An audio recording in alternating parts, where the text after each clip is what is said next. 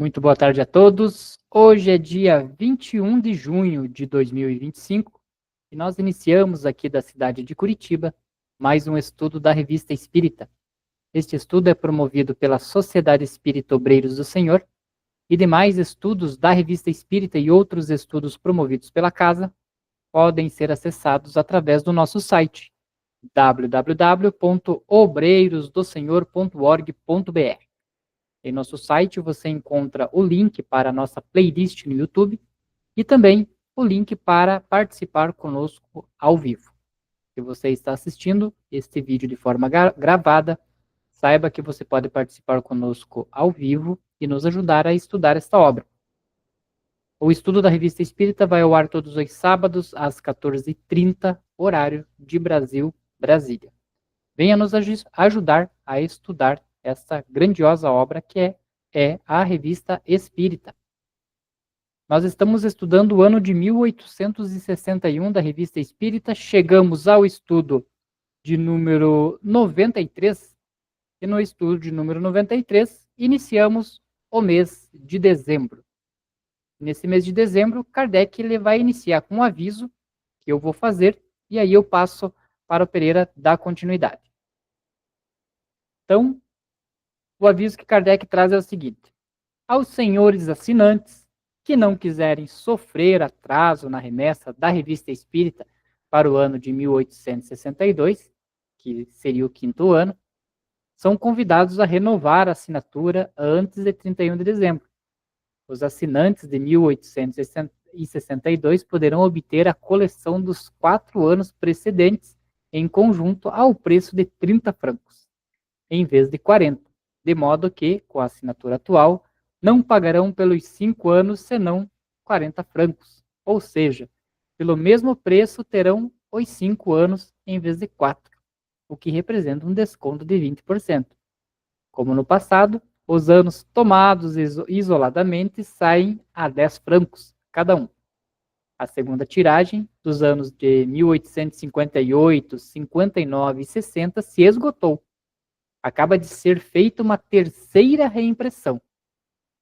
Nota: o número de janeiro de 1862, olha só, nós estamos terminando o ano de 1861, nós estamos em dezembro de 1861. Irão aí mais uns 3 encontros aí mais ou menos para a gente terminar dezembro de 61. E aí Kardec vem deixar um spoiler aqui. Kardec diz o seguinte: nota: o número de janeiro de 1862 conterá um artigo muito desenvolvido sobre a interpretação da doutrina dos anjos rebeldes, dos anjos decaídos do paraíso perdido e sobre a origem e a condição moral do homem na Terra. Olha que tema interessante, né? Porque a gente, quem vem de outra religião, normalmente aí o catolicismo, ou até mesmo os evangélicos, a gente entende ali a questão do surgimento de Lúcifer. O diabo seria um anjo que queria se igualar a Deus, e por isso ele, com alguns dos que seguiam ele, foram decaídos, né? Então aí que surgiria o diabo, e Kardec vai trazer aí nas primeiras publicações, nas primeiras mensagens aí da revista de 62 esse tema. Bem interessante. E concluindo, então, o Espiritismo, na sua expressão mais simples, brochura, destinada a popularizar os elementos da doutrina espírita, será vendida a 25 centavos. Refutação das críticas contra o Espiritismo do ponto de vista do materialismo e da ciência e da religião, esta última parte terá todos os desenvolvimentos necessários, conterá a resposta à brochura do padre Morozu. Várias outras obras, das quais uma de importância mais ou menos igual com o volume de O Livro dos Espíritos, serão publicadas no decorrer de 1862. E aí a gente lendo isso aqui, a gente imagina que Kardec ele tinha toda uma programação, né? E às vezes até além do que conseguiria ir dentro das 24 horas fazer, né? Porque até tem a nota ali na revista de que nenhuma dessas obras, infelizmente, das que ele citou, né, foi publicada em 1862. Então, com relação aí uma obra de tamanha importância, como ele citou aqui, né? Essa obra acabou sendo o Evangelho segundo o Espiritismo e foi lançada só em 64, e o Céu e o Inferno em 65 e a Gênesis em 68. E, infelizmente, essa refutação das críticas contra o Espiritismo não se tem notícia dessa obra. Então, não foi publicada, não por Kardec. Né? Tem publicação de um outro escritor, ele reuniu todas as refutações que Kardec fez contra o Espiritismo, juntando informações de todos os livros da codificação e também da Revista Espírita, ele juntou todas em um livro, mas não é uma obra verdadeiramente de Kardec. Mas o que fica para nós, então, é já o gostinho aí de como começará o ano de 62, com a Revista Espírita, com aquela publicação sobre os anjos decaídos e a moral do planeta Terra. Ok, Pereira? Posso passar para você? Pode sim. Boa tarde a todos. Interessante é os valores, né? Centes, 10, 40 centes. Né? Francos? Francos. É. Então, você imagina, a estratégia de venda, de marketing, para garantir. Hoje é muito comum, né? A gente vê isso aí quando vai comprar um negócio, já, você, pro mês, ou você compra pro ano inteiro, 12 meses, você paga X de desconto, né? Já naquela época já utilizava essa estratégia, né, para garantir já a venda já lá por 5 anos. Bem bacana. Então vamos ao estudo, né? A organização do espiritismo.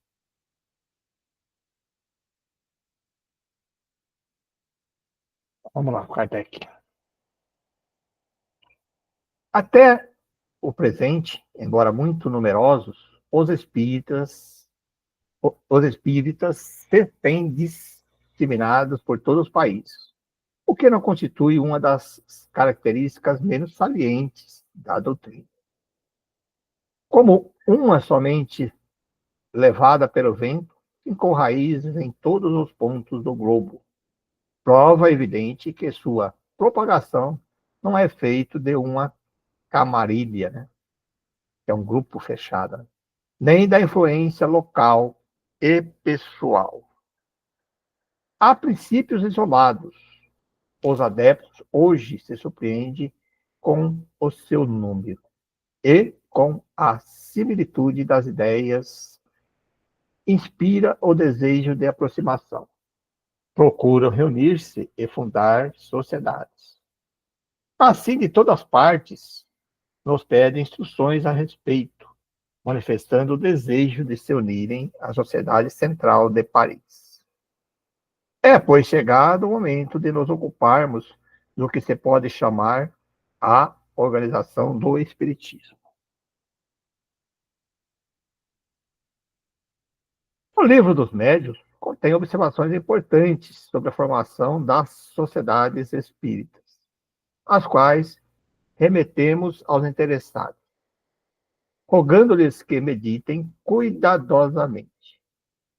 A experiência confirma diariamente seu acerto.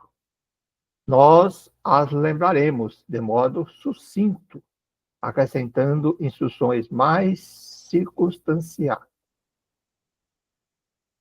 Inicialmente, falemos dos adeptos ainda isolados em meio a uma população hostil ou ignorante das ideias novas. Todos os dias recebemos cartas de pessoas que estão nesse caso e que perguntam o que podem fazer na ausência de médios e de comparticipantes do espiritismo. Aqui, Pereira, realmente, né? É uma dificuldade que às vezes as casas menores elas podem se deparar, né? Com a falta ali dos membros da casa espírita de um médium mais ostensivo para fazer uma comunicação, para fazer uma psicografia. E nesse quesito aí, o que fazer? Ficar somente no estudo, tentar se aliar a uma outra casa?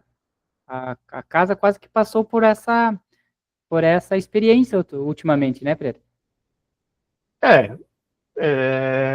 Acho que aqui ele vai explicar um pouquinho mais, né? Mas eu acredito que às vezes a culpa da ausência de médios, muitas vezes, é a própria maneira que são formados esses grupos, né?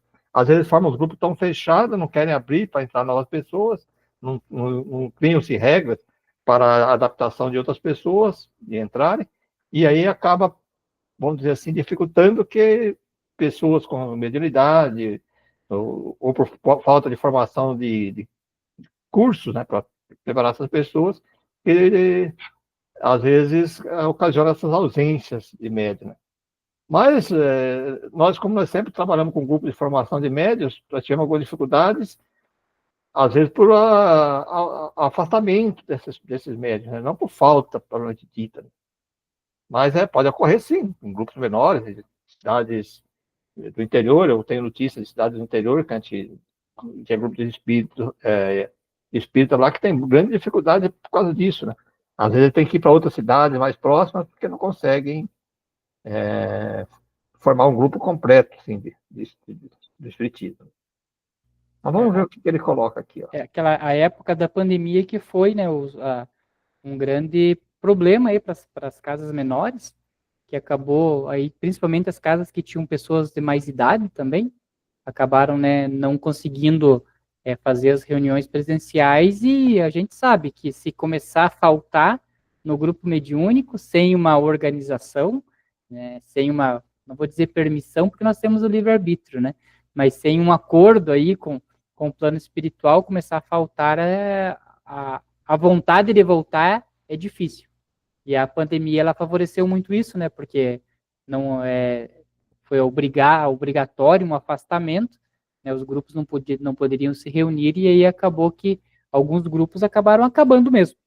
Então o que o Pereira fala é importante, né? Todas as casas ter o curso aí de formação de médiums, porque sabemos que todos somos um pouco médiums, e alguns às vezes basta apenas aí algumas instruções para se deixar aflorar mais a mediunidade.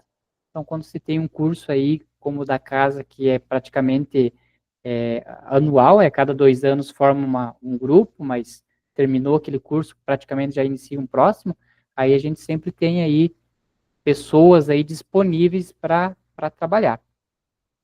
Eu acredito que a pandemia ela afetou em dois aspectos. O primeiro foi esse, realmente, aqueles grupos mais de pessoas mais idosas, elas se recolheram e depois decidiram não voltar, vamos dizer assim, né, depois da pandemia. E outro aspecto é que começou a se dar uma importância muito grande, e eu acho que isso é importante, né, dos trabalhos virtuais, né? É isso que eu estou fazendo da Revista Espírita mesmo, que era um estudo que nós fazíamos presencial, né? Eles tinham lá, por mais que nós gravávamos os estudos, mas nós fazíamos presencial, você se lembra disso.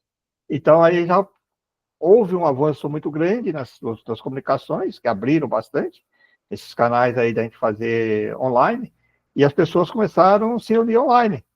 E aí o que acontece? Eu vi histórias até de alguns grupos mediúnicos querendo fazer online. Isso não vai funcionar, não vai dar certo, né? Não pode dar certo. Então, isso influenciou bastante, sim, concordo com você. Nós, felizmente, na nossa casa, que você sabe disso, nós optamos por não parar os grupos.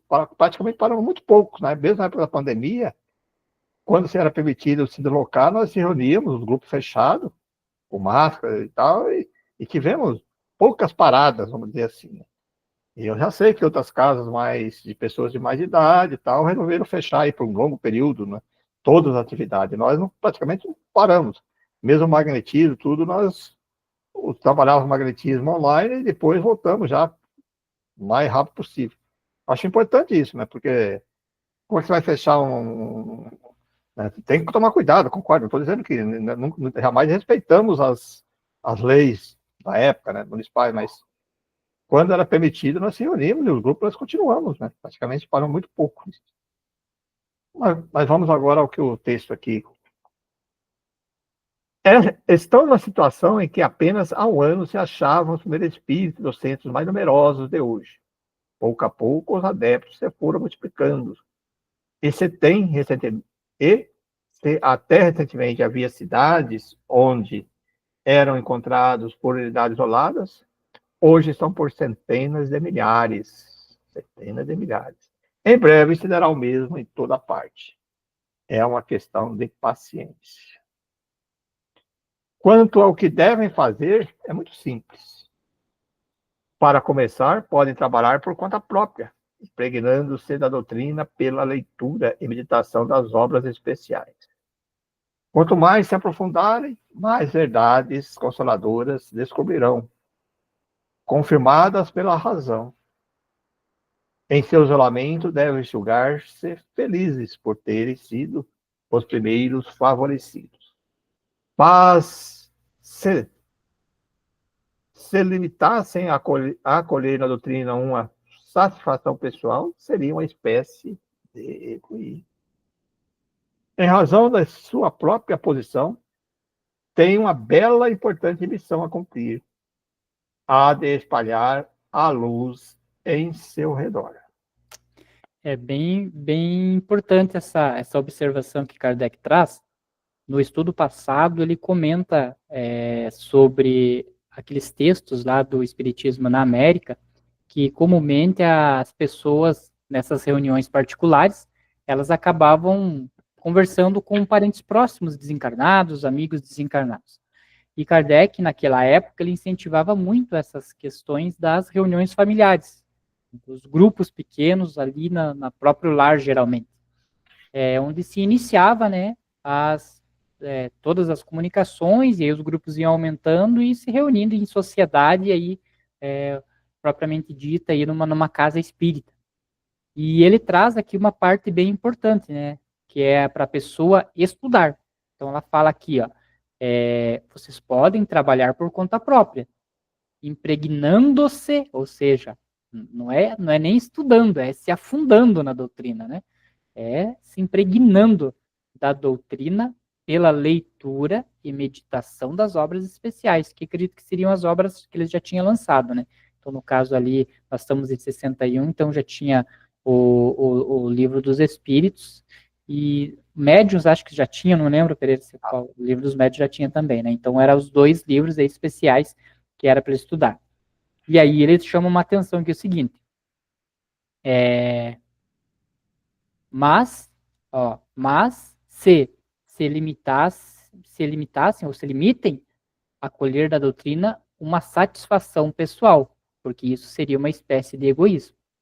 E aí é um cuidado que se deve tomar, porque se você estava fazendo uma reunião em casa, e a gente sabe que hoje ainda acontece, principalmente nós no Espiritismo a gente não aconselha, pelo fato já justamente dessa questão da mistificação, e até mesmo por, às vezes, não ter um ambiente preparado para a recepção aí dos espíritos, e aí não ter uma equipe espiritual que possa lhe ajudar aí, caso um espírito mais trevoso, vamos dizer assim, possa aparecer. Então, nós não aconselhamos. Mas, naquela época, como ele aconselhava, então, o que pode incorrer? De você começar a receber espíritos e utilizar aí a comunicação do espírito somente para satisfação pessoal, né? Para saber como que está a família, para saber tal coisa, ou como tinha um conhecido nosso lá, que ele cobrava quase que favores dos espíritos mesmo, né? Dizendo assim, tô com um problema tal, tal, como que eu consigo resolver? E aí os espíritos, na medida que eles sabem, eles vão te contando, só que a depender dessa barganha, a pessoa começa a se tornar uma pessoa mais endividada com esse espírito. E aí o que acontece? Esse espírito pode querer cobrar algumas questões. Então é bem delicada essa questão da reunião mediúnica no lar, principalmente pelas questões de mistificação e tudo mais, e também por poder incorrer nas pessoas que estão ali de utilizar do espiritismo, das comunicações, que seria um tipo de trabalho para evolução geral, utilizar apenas para satisfação própria, aí ficando muito latente a questão do egoísmo. Então, você colocou um ponto importante aí que você conhece, tanto é que esse estudo da Revista Espírita é iniciativa nossa, né, de estudar as obras básicas, né, dentro do Espiritismo. Então, inclusive, nos grupos mediúnicos, você sabe que todo grupo mediúnico nosso que nós na casa, nós sempre dedicamos lá 30 minutos antes dos estudos, do trabalho para o estudo.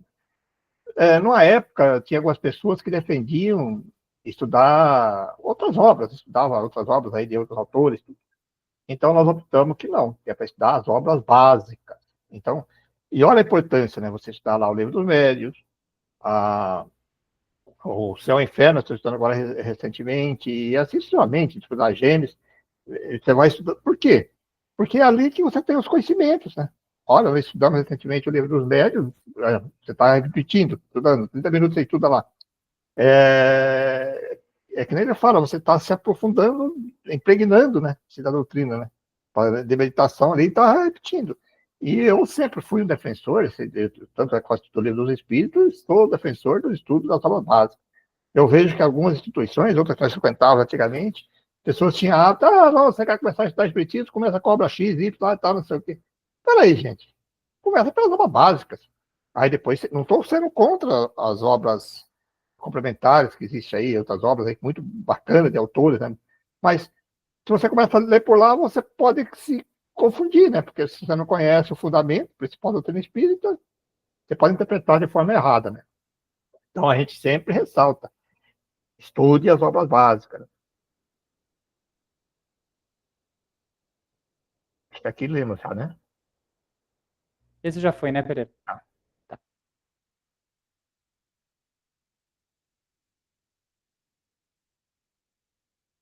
Os que aceitarem essa missão, sem se deixarem deter pelas dificuldades, serão largamente recompensados pelo sucesso e pela satisfação de terem feito uma coisa útil.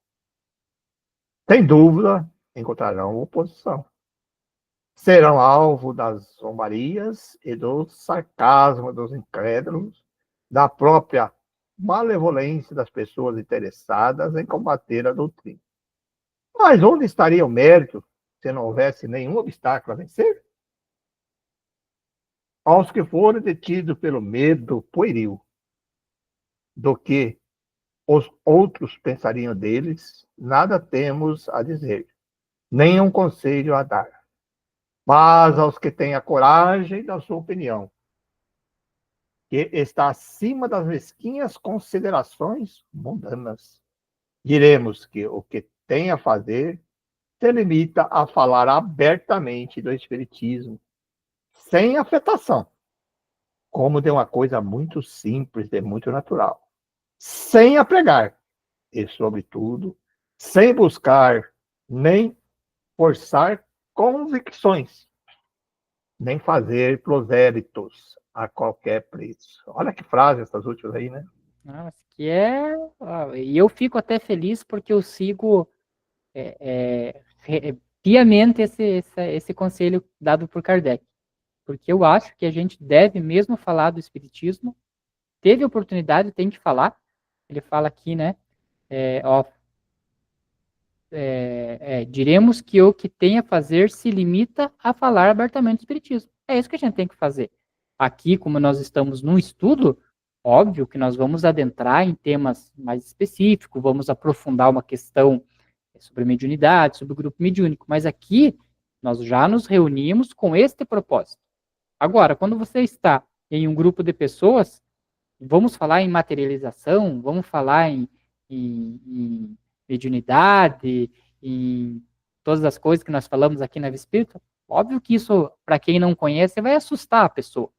E da mesma forma como às vezes a gente acha chato aqueles irmãos de outras religiões que o tempo todo estão falando naquilo lá, e que para nós, né, do nosso ponto de vista de compreensão, o que ele está falando está errado, e para nós se torna chato, ele também vai achar chato que se a gente começar a ser daquela forma. Então, o que a gente tem que falar? Tem que falar do Espiritismo, falar abertamente. Teve oportunidade? Falar abertamente. Sem afetação e como uma coisa muito simples e muito natural. Então, vamos falar do quê? Da reencarnação, que todo mundo meio que intrinsecamente já acredita, porque é difícil a pessoa que, quando você encontra que está numa dificuldade, alguma coisa, e a pessoa não diga, o que será que eu fiz na vida passada? É normal a pessoa falar isso. Ou, eu devo ter jogado pedra na cruz. Para você ter jogado pedra na cruz, você tem que ter vivido uma outra vida, né? Então, tem várias frases que o pessoal tem ditos populares aí que são afirmações da reencarnação. Então, meio que todo mundo lá no fundinho acredita na reencarnação. Então, fala sobre isso, sobre a reencarnação, né? Sobre o pensamento, sobre a vibração que ocorre, né? Sobre as questões do porquê que às vezes a pessoa está sofrendo nessa vida, ou que um bebê já nasceu com aquele problema, que pode ser cargas de vidas passadas, são coisas mais simples, né? E aí ele diz aqui, ó, sem apregar, né? Porque sem impor, né? Chegar ali e não querer ficar fazendo uma palestra. Ah, alguém perguntou do espiritismo, vou fazer uma palestra para a pessoa e tudo mais. Não. Né? E, sobretudo, sem buscar forçar as convicções. Ou seja, se a pessoa não acredita, então, lá no escritório, agora no escritório que eu trabalho, a gente está todo mundo home office, né? Mas na época a gente trabalhava presencial, eu sempre passava nas salas, conversava um pouquinho com a equipe e tal, e quando alguém comentava alguma coisa, eu falava. E aí a pessoa, um outro, tem uma dúvida a mais. Perguntava a dúvida, eu tentava esclarecer. E aí ia, né? Um pergunta, eu não, como que é? Como que é tal coisa? A gente ia falando, né? Na medida que eles iam se interessando, eu ia falando. E aí teve uma vez que uma das meninas que estava lá falou assim, eu tenho medo disso. Eu não acredito. Eu falei, mas você não acredita, você tem medo. Não, eu tenho medo. Eu falei, então você escolhe não acreditar. Mas, tudo bem, daí não tem problema. Se você está escolhendo isso, tem medo, porque não entende, tudo bem. Então, eu não vou forçar ela a acreditar naquilo lá. Se ela está numa posição que ela tem medo e não quer acreditar. E, por último, Kardec fala aqui, ó, nem fazer prosélitos, né, os seguidores, né, nem fazer seguidores a qualquer preço. Não, você tem que ir, vou te empurrar, você vai ir, vai seguir o espiritismo. Não, a gente vai fazer abertamente, falar de forma natural, né? Quando tem o espaço para nós falarmos, sem forçar que todo mundo acredite e sem forçar que todo mundo siga. Então, essa era a regra de Kardec. Vê como Kardec deixou, né, a divulgação, a propagação do espiritismo de uma forma natural, sem impor, sem transformar o espírita, o seguidor, né, do espiritismo, num chato que vai lá e vai ficar impondo para todo mundo. Um dos pontos importantes que às vezes a gente esquece, que às vezes as pessoas perguntam qual que é a sua religião, né? Eu falo, eu sou cristão, mas sigo a filosofia espírita. A pessoa, mas o espiritismo é cristão? Eu falo, porque aí já dá uma quebrada às vezes, né? Que as pessoas não, como desconhecem o espiritismo, né? Acha que o espírita não é cristão, né? Que não tem como Cristo, não, nós temos Cristo como base. Já te dá a oportunidade de entrada em muitos assuntos de você colocar. Bem interessante isso. Eu também gosto de seguir isso. Essa questão do prosélito aí, eu sou bem disso aí. A pessoa chega, até mesmo pelo magnetismo, chega pessoa de outras religiões, ali teria a oportunidade de você chegar e falar, você tem que frequentar. Eu falei, não. Eu sempre deixo aberto. Falo, poxa, siga a religião que você gosta, né? Seja ela que ela for lá, mas. E coloca, mas o espiritismo está aí também. Se você quiser conhecer, nós estamos à disposição, né? Mas sem aquela, que você falou, forçar a barra, né? Você tem que seguir. Não. E olha que ele coloca, seguindo, o espiritismo não deve ser imposto. Vence a ele porque dele se necessita e porque dá o que não dão as outras filosofias. Aí, exatamente isso, né? Convém mesmo não entrar em nenhuma explicação com os incrédulos obstinados. Seria dar-lhes muita importância, elevá-lo a pensar que dependemos deles. Os esforços feitos para os atrair o afastam e, por amor próprio, obstinam-se na sua oposição. Eis porque é inútil perder tempo com eles. Quando a necessidade se fizer sentir, virão por si mesmos.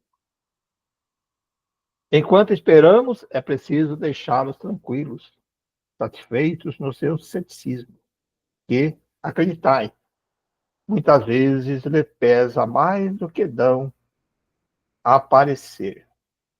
Por quê? Por mais que digam a ideia de nada, do nada, opôs à morte, tem algo de mais assustador, de mais doloroso do que a própria morte.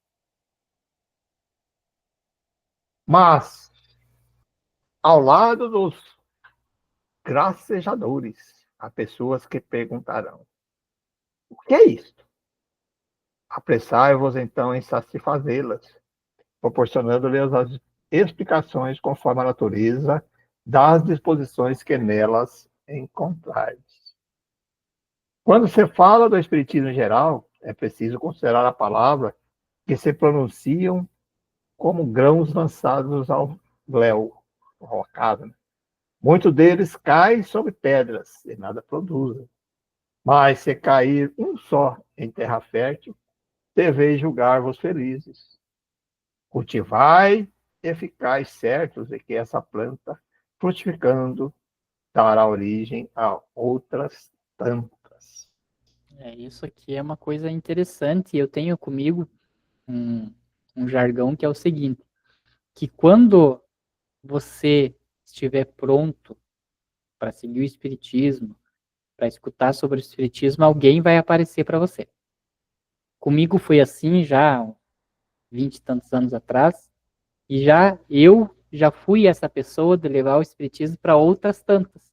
Da pessoa, às vezes, está ali, né, na dúvida, questiona, eu, né, dou a minha visão, né, do Espiritismo como era, e aquela pessoa, de repente, começar a seguir o Espiritismo e conhecer sobre, conhecer mais profundamente, porque aquela dúvida dela teve uma explicação racional, e é assim que funciona.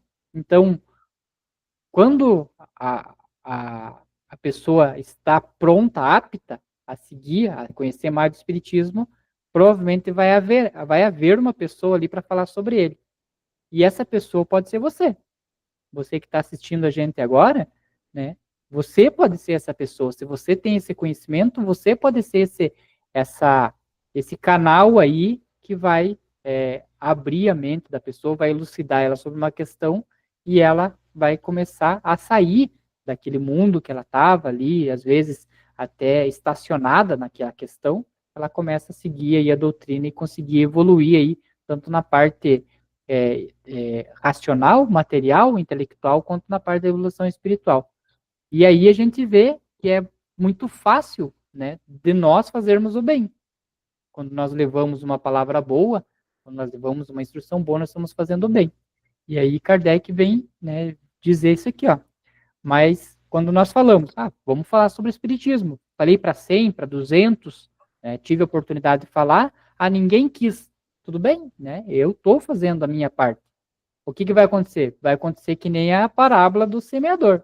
Umas sementes caíram em terrenos rochosos, outras caíram no meio de espinhos e tal, mas se alguma cair só, se um só cair em terra fértil, deveis julgar por feliz, cultivai e ficai certos que essa planta frutificando dará origem a outras tantas. Então, se durante a sua vida uma única pessoa você conseguiu falar e aquela pessoa que às vezes estava querendo cometer um suicídio, que às vezes estava querendo cometer um aborto, que não conseguia perdoar um irmão, alguma coisa, e você falou e aquela pessoa mudou aquele pensamento, se uma única pessoa você conseguiu fazer isso, já é uma vitória, porque a sua reencarnação já foi em prol de ajudar pelo menos um único irmão. Então veja a importância, né, de quando a gente tem o conhecimento, não ficar com o conhecimento só para nós, mas quando tiver a oportunidade de passar esse conhecimento à frente. Algumas pessoas falam da entrada no Espiritismo, eu, há 30, 40 anos atrás, mais, quando eu entrei pelo Espiritismo, não foi pela dor. Eu sou de família católica, de formação, tudo. Só que, assim, sempre me incomodava aquela maneira, daqueles rituais, que para mim não aceitava aquilo. E aquilo que foi colocado no texto, parece que sempre aproxima alguém próximo, falando de outras questões, né? Eu mesmo, desde quando jovem, quando estava no colégio interno, no colégio agrícola interno, e foi a primeira vez que eu tive contato com a doutrina espírita, tinha 16 anos, 15, e eu nunca esqueci isso, né? Tipo, agora a gente lembra desses fatos, né? Então, tinha um professor que dava aula de filosofia, na colégio agrícola, de filosofia de zoologia, né? Zoologia, que é de animais.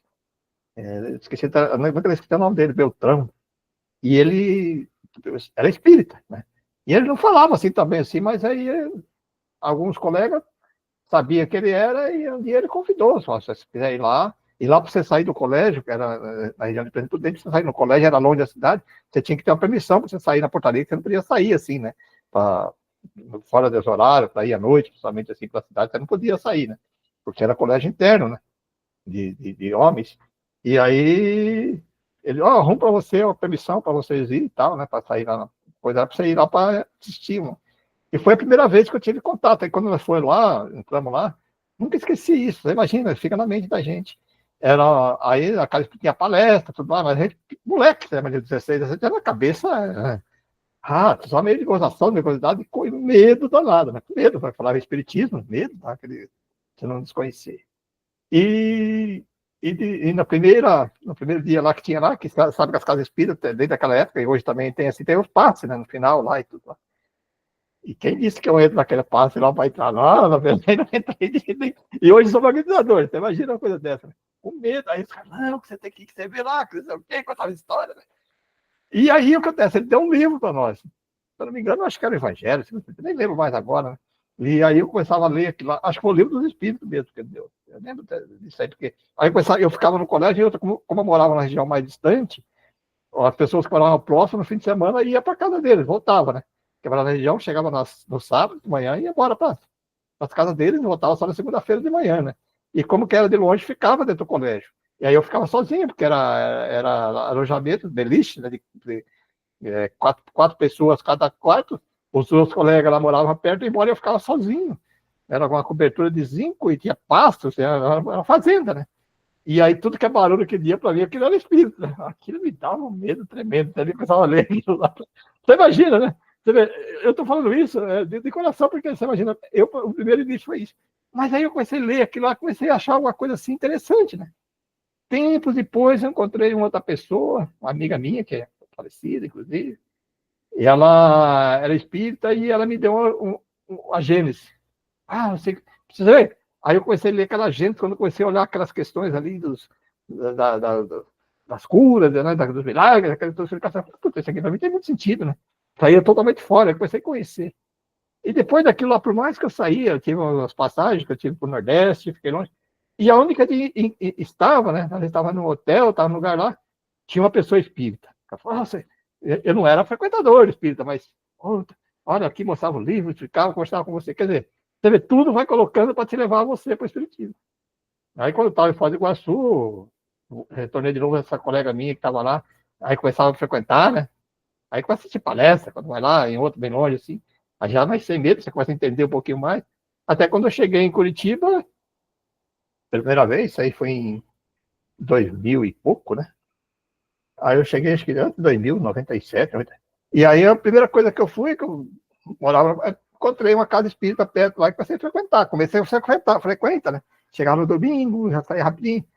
Até que quando eu estava na casa espírita, que depois que eu fiquei bastante anos lá, tinha estudo, né? Falei, vou estudar isso. Comecei a estudar e depois daquilo eu nunca mais parei de estudar, né? Estou falando há 30, 40 anos atrás, né? Estudando a filosofia espírita, que para mim aquilo era aquilo que eu procurava, né? Essa filosofia, essa ideia. Você vê como é que é bacana, né? Mas vamos lá. Só a gente comenta isso só para saber para as pessoas como que as coisas acontecem, né? Não é por acaso, ela vai sendo vários fatores que vão chegando. E principalmente também, Pereira, para incentivar, porque hoje está aqui, ó, temos as pessoas participando conosco aqui de forma ao vivo, que são já os nossos velhos conhecidos de todos os sábados, para incentivar essas pessoas que já têm conhecimento, porque já são pessoas que estão conosco há mais de um ano, já têm um bom conhecimento da doutrina. Então não se sentir envergonhado em falar. Não precisa aprofundar, mas aquilo que sabe, né? Aquilo que eu já conheço da doutrina, parte básica que eu já conheço, então incentivar, porque para aquelas pessoas que nada conhecem, o que a gente já conhece é muita coisa. E é importante a gente falar isso, porque as coisas mais simples da doutrina, que é a reencarnação, né, a questão da comunicabilidade dos espíritos, são as coisas que mais confortam os corações daquelas pessoas que estão naquele momento lá de perdição, de depressão, às vezes. Então, essa parte mais básica é a que mais as pessoas estão precisando ouvir, às vezes. Bom, para alguns adeptos, a dificuldade é responder a certas objeções.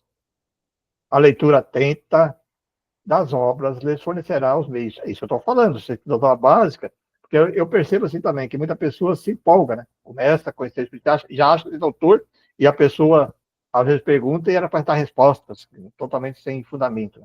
Ó, o que ele está colocando aqui, ó? Se a pessoa pergunta se você tem que ter estudo, você tem que ter estudado para responder, senão como que você vai responder? Né? Fundamentada dentro das obras básicas, né? Então ele fala, né? A leitura atenta. É. Então não é uma. Ah, vou ler, como se fosse um romance ali que você pega e só lê só para escutar a história. Não. Às vezes nós, aqui na própria revista espírita, a gente pega um parágrafo, começa a aprofundar sobre aquele parágrafo. No estudo lá que nós temos no nosso grupo mediúnico, a gente para às vezes um parágrafo, né, Pereira? Começa a aprofundar, um complementa com o outro e tal, e aí sim você tirou praticamente tudo que podia retirar de conhecimento daquele parágrafo. Então tem que ser uma questão, um estudo atento, porque como principalmente no livro dos Espíritos, que foi totalmente escrito ali pelos Espíritos, eles economizavam palavras. Eles não colocavam ali para fazer uma resposta, eles não colocavam 2 páginas. Eles respondiam 3, 4 linhas. Então, naquelas 3, 4 linhas, existe uma profundidade ali do conhecimento, do significado daquilo, que se você lê de forma rápida, passa batido e você não consegue retirar ali tudo que tinha para retirar do texto. Para tal efeito, poderão servir-se da brochura que vamos publicar sob o título de Refutação das Críticas contra o Espiritismo do ponto de vista materialista, científico e religioso. Essa aqui que é o que a gente comentou, que infelizmente não temos notícia. Falemos agora da organização do Espiritismo nos centros já numerosos. O aumento insensato dos adeptos demonstra a impossibilidade material de constituir-se numa sociedade, sobretudo numa cidade populosa, uma sociedade única. Além do número, há dificuldade das distâncias, que para muitos é um obstáculo. Por outro lado, é sabido que as grandes reuniões são menos favoráveis às belas comunicações e que as melhores são obtidas nos pequenos grupos. É, pois, na multiplicação dos grupos particulares que devemos concentrar nossos esforços. 20 grupos de 15 a 20 pessoas obterão mais e farão mais pela propaganda que a Sociedade Única de 400 membros. Então, isso nós sabemos, né? Por isso que nós dividimos, a própria nossa sociedade, dividimos em grupo, né? 10 pessoas, 8, hoje a média é 8 pessoas, né? Grupo mediúnico, até por causa do espaço da sala, né? E realmente, porque senão você imagina como é que tem a fazer um grupo de 40 pessoas entre médicos, não tem nem condições. Então, isso é importante. Ele fica até complicado pelas comunicações juntas ali, né? Acaba 1, 2 médios, né, dando comunicação juntas, e aí fica difícil de conduzir ali a questão do diálogo. E, de repente, um espírito já quer começar a conversar com o outro e falar com o outro, aí você perde ali um pouco do controle. Então, o grupo menor, você consegue, inclusive, controlar essas questões também. Os grupos se formam naturalmente pela afinidade de gostos, sentimentos, hábitos e posição social. Tudo ali se conhece e, como são reuniões privadas, tem-se a liberdade de número de escolha do que nelas são admitidos. Isso é importante, assim, eu tenho, assim, um certo privilégio, que tem pessoas que acompanham no grupo já há 15, 20 anos, que estão no grupo mediúnico, né, formando com o mesmo grupo. Esses grupos que a gente participa, por mais que renova, né, entre outras pessoas diferentes, mas tem aquela base de pessoas que já vem vindo com a gente, que tem simpatizam, você sabe disso. Pessoas que estão quantos anos juntos? Estamos lá, 5, 6, 7. E é isso que dá sustentação no grupo, né? Que dá essa afinidade e tudo. Bem, bem interessante isso que ele coloca, que vai se formando isso mesmo. O sistema da multiplicação dos grupos tem ainda como resultado impedir os conflitos e as rivalidades de supremacia e de direção. Cada grupo, naturalmente, é dirigido pelo chefe da casa ou por aquele que para isso foi designado. Não há, a bem dizer, dirigente oficial, porque tudo se passa em família. Como a sociedade, provavelmente dita, há necessidade de um local especial, um pessoal administrativo, um orçamento, numa palavra, uma complicação de burocracias que a má vontade de alguns dissidentes mal intencionados poderia comprometer. Nós sabemos bem disso, né? Hoje nós sabemos que é verdade, né? É complicado essas questões aí. A essas considerações, longamente desenvolvidas em O Livro dos Médios, acrescentaremos uma que é preponderante. O Espiritismo ainda não é visto com bons olhos por todo o mundo. Brevemente se compreenderá que é de grande interesse favorecer uma crença que torna melhores os homens e é uma garantia da ordem social. Mas até que estejam bem convencidos de sua benéfica influência sobre o espírito das massas e de seus efeitos moralizadores, os adeptos devem esperar que seja pela ignorância do verdadeiro objetivo da doutrina, seja em vista do interesse pessoal, suscitar-lhes embaraços. Não apenas os ridicularizarão, mas quando virem enfraquecidas as armas do ridículo, as caluniarão. Serão acusados de loucura, de charlatanismo, de irreligião, de feitiçaria, a fim de amotinar o fanatismo contra eles. Loucura?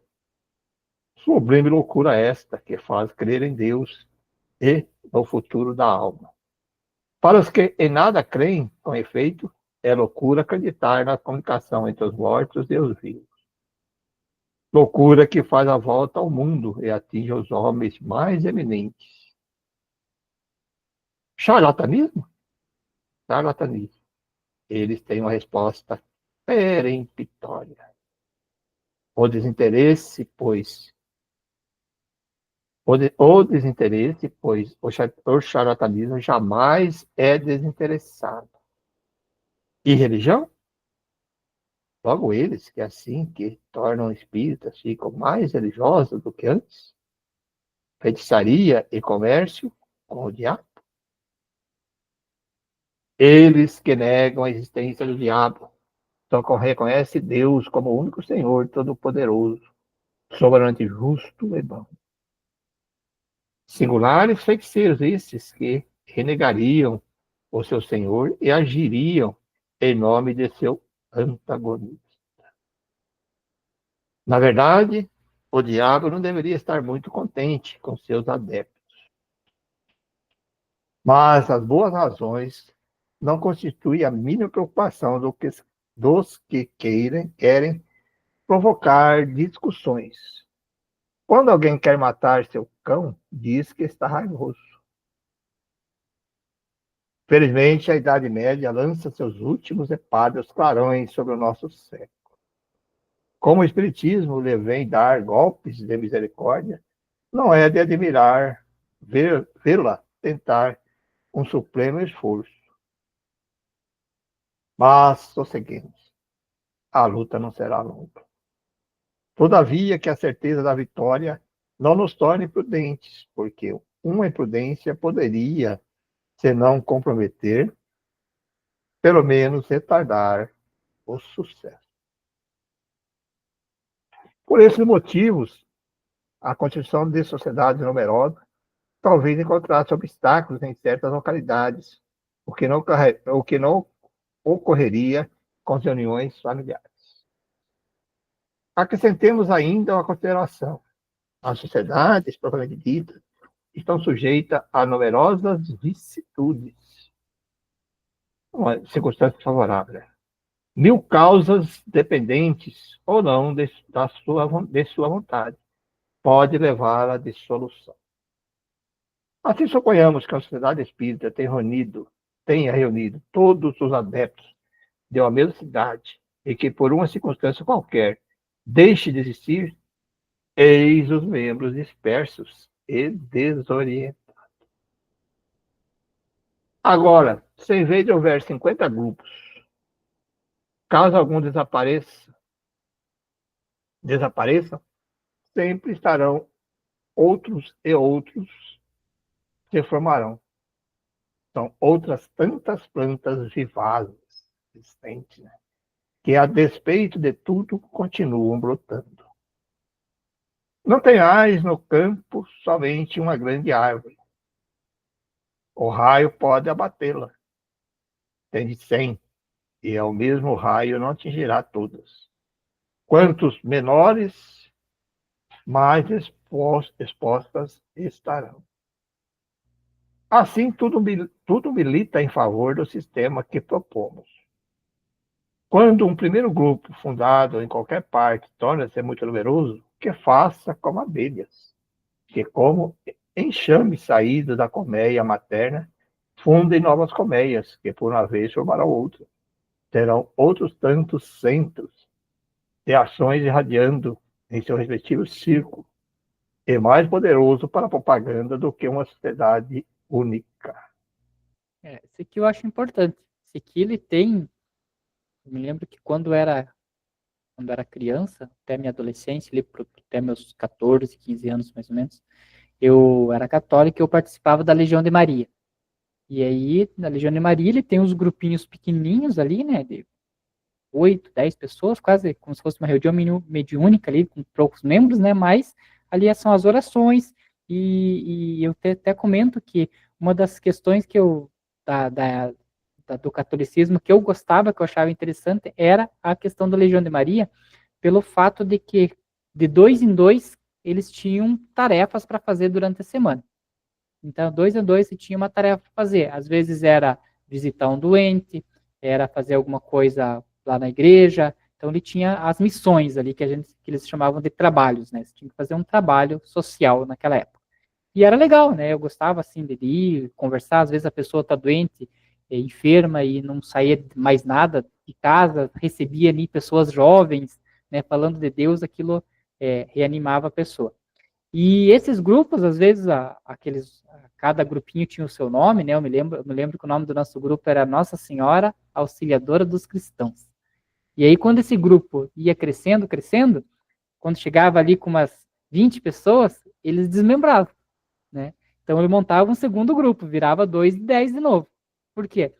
Justamente porque essa é a forma, né, mais eficaz de você manter ali um grupo coeso e espalhar melhor, né, as boas palavras. E não diferente, né, aconteceu com a nossa casa, né, por divergência em algumas opiniões e pelo fato de várias pessoas, né, quererem daquela forma, trabalhar de uma certa forma, a gente não existiu um desmembramento, mas existiu, olha, a gente vai sair com um certo grupo e vamos levar o nosso estudo da forma como a gente gostaria de levar. E nada mais saudável do que isso, né? Hoje a casa que a gente participava, graças a Deus, continua os seus trabalhos, né? Com várias pessoas e tudo mais. Nós continuamos o nosso trabalho atendendo também várias pessoas e assim, né, conseguimos levar aí a boa palavra aí, o espiritismo para várias pessoas, o que talvez se continuasse num grupo grande como era o do Kardec, podia causar essas intrigas, essas desavenças, né, falta de entendimento e aí ia acabar que o que era correto de se fazer, que era levar o espiritismo, acabava não levando, né? Perfeito.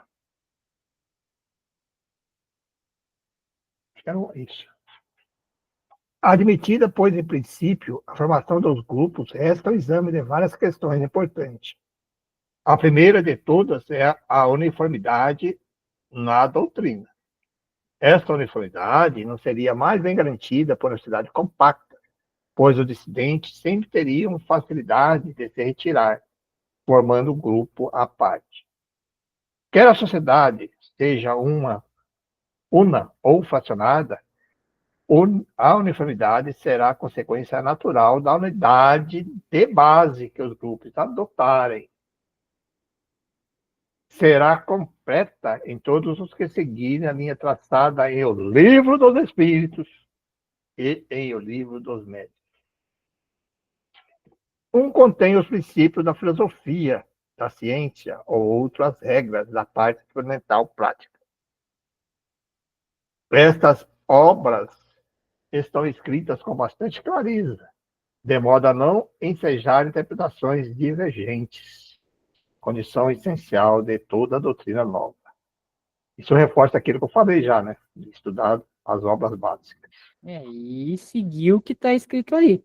Né? Se ali diz, né, que existem grupos de desobsessão, existem grupos que recebem tal espírito, é porque Kardec atestou que poderia ser feito daquela forma. Né? Então, se ele coloca o espiritismo como base do espiritismo, a comunicação com espíritos, então tem que, a casa para ser uma casa espírita, tem que haver os grupos mediúnicos para comunicação com espíritos. E, então, Kardec naquela época ele tinha só essas duas obras, mas hoje a gente tem 5, né? Então é sobre essas 5 e mais ali o livro ali, as obras póstumas, é sobre esses livros que a gente tem que olhar. Eu estou seguindo o espiritismo conforme a codificação, não conforme o que falou Kardec, mas conforme o que os espíritos, né, passaram para Kardec. Estou fazendo dessa forma. Estou deixando alguma coisa para trás porque eu acho que não está certo. Não. Então, se você está achando que não está certo, é você que está achando. Por quê? Porque você, na codificação está que era para fazer, então você está deixando de fazer porque você quer e não porque está errado. Então é fácil, é bem como diz Kardec ali. Ele fala ali, ó, estas obras estão escritas com bastante clareza, de modo a não ensejar interpretações divergentes, condição essencial de toda a doutrina nova. Então, é isso. Você quer ver um caso bem típico disso aí? É o magnetismo, né? Que muitas e muitas casas, e a federativa não aceitam o magnetismo, porque mas está em toda a obra, né? Em todas as obras está o magnetismo, né? Desde a Revista Espírita, desde o Livro dos Espíritos, desde o Livro dos Médios. E, então você está sendo contra o que está dizendo o Kardec, porque se tem algumas casas, alguns grupos que preferem dedicar mais atenção a esse, por que você querer criar obstáculo, né? De fazer a caridade, de ajudar o próximo? E assim sucessivamente, um grupo que quero dedicar aqui mais a receber espíritos para dar mensagem aqui para os desencarnados e parentes e amigos. Poxa, não tem nada errado, está dentro da filosofia espírita. Desde que ele estude, de cada um vai ter suas peculiaridades, sem fugir do fundamento da doutrina espírita. Né? Cada um tem suas peculiaridades, você não vai condenar o outro porque o outro faz isso e aquele não faz aquilo. Não tem como isso. Bom, tem um pouco mais um pedaço do texto, mas como já deu nosso horário, a gente conclui ele na próxima semana. Perfeito. Então está aí, meus amigos, amigas, colegas que nos assistem no vídeo gravado, mais um estudo aí para reflexão sobre a filosofia espírita. Hoje eu acho um tema bastante importante de refletir. Aquelas pessoas que às vezes têm simpatia com a doutrina espírita, reúnem entre colegas e vai se conversando e, digamos assim, não sabem como formar um grupo. Está aí as dicas. Né? Se reúnam em casa, primeiramente, vai se reunindo com as afinidades, começa a estudar as aulas básicas, e com o tempo vocês vão se organizando. Lá no livro dos médios existe as formações, aí tem as partes legais, se você tiver que crescendo um pouquinho mais, criar-se um estatuto, criar-se uma sociedade, e assim sucessivamente. Mas comecem, não tenha medo. Estudem. Estudem porque é muito importante. Então, vamos nesses instantes, aproveitando esses momentos finais, mais uma vez, para nos agradecer. Agradecemos a Deus. Eu sempre repito e repetir. Agradecemos a Deus por essas oportunidades reencarnatórias que estamos tendo, aonde estamos tendo contato com essa filosofia tão rica, tão bela, que nos demonstra quem somos, de onde viemos e para onde vamos. Como os textos sempre nos trazem, a única que pode nos fazer essa resposta é o Espiritismo. E para isso, a nossa gratidão também chega ao nosso Deus, que somos cristãos.